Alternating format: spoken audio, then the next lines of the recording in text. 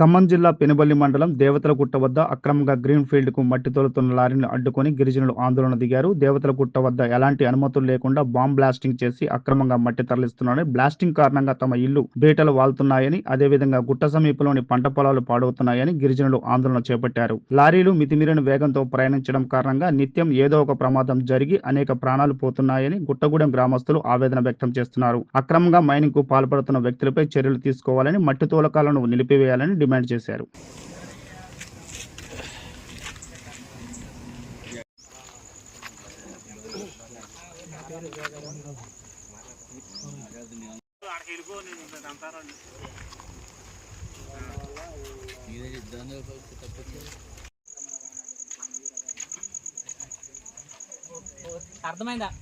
అర్థమైంది అన్న ఫోన్లో వచ్చేటప్పుడు అర్థమైంది నాకు.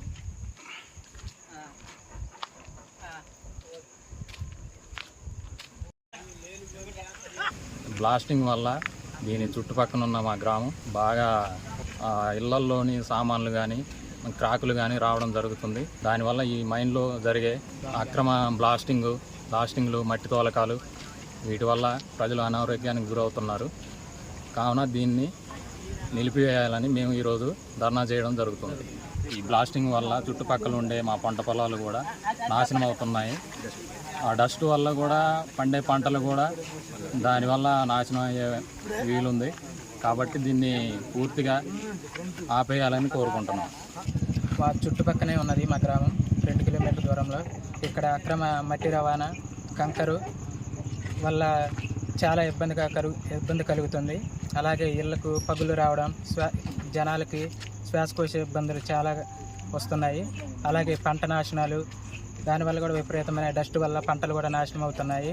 అలాగే రెయిన్బోలు, లారీలు తిరగడం వల్ల మన రోడ్డు హైవే పక్కన ఉన్న సందర్భంగా యాక్సిడెంట్లు కూడా జరుగుతున్నాయి.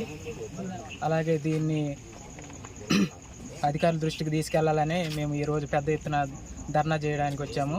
కావున ఈ విషయాన్ని అధికారులు గ్రహించి ఈ అక్రమ రవాణా మైనింగ్ను ఆపివేయాల్సిందిగా కోరుచున్నాము.